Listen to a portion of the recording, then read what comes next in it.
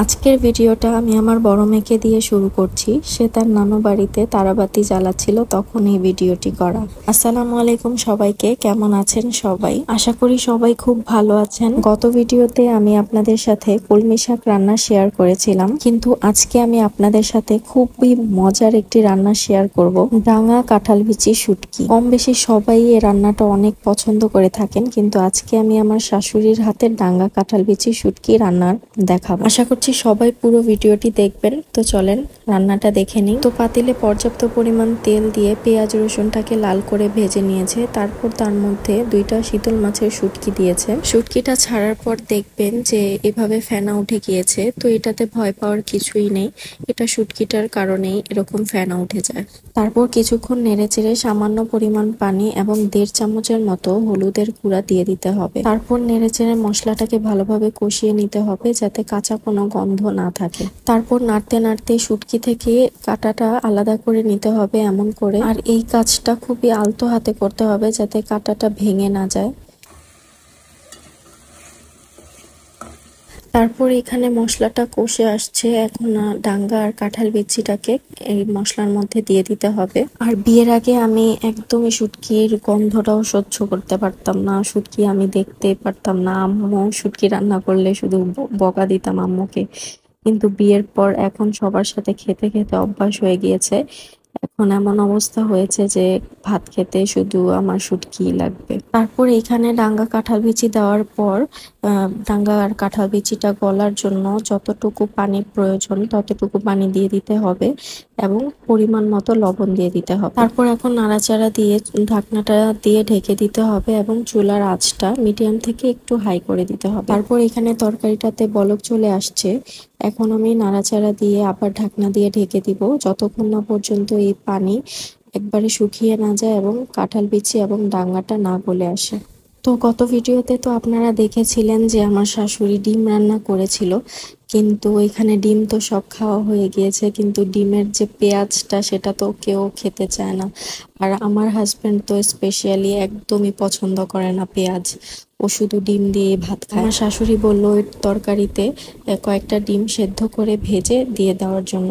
তো যেই কথা সেই কাজ, আমি এখানে ডিমগুলো ভেজে নিচ্ছি, তরকারিটার মধ্যে দিয়ে দিব।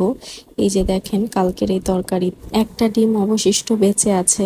আর এইখানে আমি একটু পরপর তো তরকারিটা নাড়া দিচ্ছি। এখন দেখি ঢাকনা খুলে যে একটু গলে গলে আসছে। তো এখন আমি এই পর্যায়ে 10-12টা কাঁচামরিচ মাঝখানে কেটে তরকারিটার মধ্যে দিয়ে দিব। আর এইখানে ডিমের তরকারিটাও আমি চুলায় বসিয়ে দিয়েছি, এখন ডিমগুলোকে ওই তরকারিটার মধ্যে দিয়ে দিব।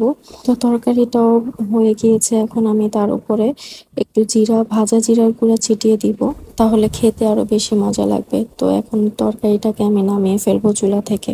আর এইখানে আমার কাঁঠাল বিচি শুটকিটাও একদম রেডি হয়ে গিয়েছে, দেখেন পানিগুলো শুকে একদম মাখা মাখা হয়ে গিয়েছে, দেখে এখনই আমার খেতে ইচ্ছা করছে। আর এই তরকারির লোভ সামলাতে না পেরে আমি তাড়াতাড়ি ওই দিন খেতে বসে গিয়েছিলাম। তো এখন আমার অপেক্ষার প্রহর শেষ হয়েছে, এখন আমি কাঁঠাল বিচি শুটকিটা খাবো। তো এখানে আমি আর আমার হাজবেন্ড খেতে বসছিলাম, আর আমার শ্বশুর শাশুড়ি এবং বড় যা রোজা ছিল। আমরা সবাই একসাথেই থাকি একই ফ্ল্যাটে, আমরা 3 যা একসাথেই থাকি। আর রান্না বান্নাও আমার শাশুড়ি করে, আমরা আমার শাশুড়িকে 3 জন মিলে হেল্প করি। আসলে একসাথে থাকার মজাই আলাদা, সবাই একসাথে মিলেমিশে থাকা হয়। আর ট্রাস্ট মি, শুটকিটা এত এত এত বেশি মজা হয়েছে যে এখন আমি আর ভয়েস দিতে পারছি না, আবার খেতে ইচ্ছা করছে আমার। আর আপনাদের কাছে আমার একটাই রিকোয়েস্ট, এই রেসিপিটা দেখে একবার হলেও ট্রাই করে দেখবেন, আর আমাকে জানাতে তো অবশ্যই ভুলবেন না। তারপরে এখানে আমার মেজো যা টমেটোর চাটনি করেছিল, এটাও খুবই মজা হয়েছে। আসলে ভর্তা বলতেই মজা, আর সেটা যে কোনো ভর্তাই হোক। আর যেদিন আমার শাশুড়ি ভর্তা করে অনেক পদের ভর্তা, সেদিন ভর্তা দিয়ে ভাত খেতে খেতেই পেট ভরে যায়। আর আমি আপনাদের সাথে আমার শাশুড়ির হাতের ওই সব ভর্তা শেয়ার করবো ইনশাল্লাহ। ওর খাওয়া দাওয়া শেষে ইফতারির জন্য একটু শরবত করব, যেহেতু আমার শ্বশুর শাশুড়ি রোজা এবং বড় যাও রোজা। তো আপনারা সবাই বলতে পারেন যে কিসের রোজা, রোজা তো শেষ। আসলে রমজান মাসের পরও যে আমাদের 6 রোজা করতে হয়, ওই 6 রোজা আমার শ্বশুর শাশুড়ি আমার বড় যা ওরা সবাই করে। তো আমার বাচ্চাটা ছোট, তার জন্য আমি করি না, কিন্তু ইনশাল্লাহ আমি চেষ্টা করব সামনের বছর বা তার পরের বছর যদি আল্লাহ আমাকে বাঁচায় রাখে তাহলে আমি করব ইনশাল্লাহ। তারপর শরবত বানানো শেষে এখানে আমি 2 দিন আগে মুরগি ম্যারিনেট করে রেখেছিলাম। তো আজকে ইফতারিতে ভাবলাম যে এই মুরগিটাকে আমি ভেজে দেই ইফতারিতে। তো আজকে আমি রেডিমেড টেম্পুরা মিক্স পাউডার দিয়েই মুরগিটাকে ভাজবো। তো এইখানে আপনারা খেয়াল করেছেন নিশ্চয়ই যে আমার হাতের উপরে রক্ত। আসলে আমিও দেখিনি, যখন আমি ভিডিওটা অন করেছি তখন দেখি আমার হাতটা কেটে গিয়েছে। কখন কাটলাম আমি নিজেও জানি না।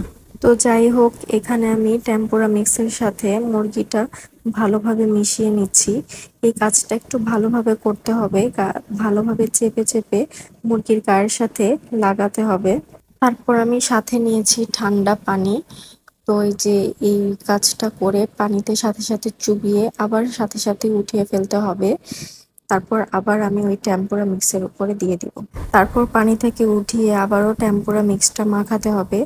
মাখিয়ে তারপর আমি তেলের মধ্যে ছেড়ে দিচ্ছি। ডুবো তেলে ছাড়তে হবে অবশ্যই। এরপর আমার আর কোনো শুট করা হয়নি, কারণ শরীরটাও খুবই অসুস্থ লাগছিল। তো আমার ছোট্ট বুড়িটাকে দিয়ে শেষ করছি। আপনারা সবাই আমার 2 মেয়ের জন্য দোয়া করবেন এবং আমার পাশে থাকবেন। আশা করছি সবার কাছে আজকের আমার এই ভিডিওটি ভালো লেগেছে। তো আজকের জন্য আমি এখানেই বিদায় নিচ্ছি। আসসালামু আলাইকুম।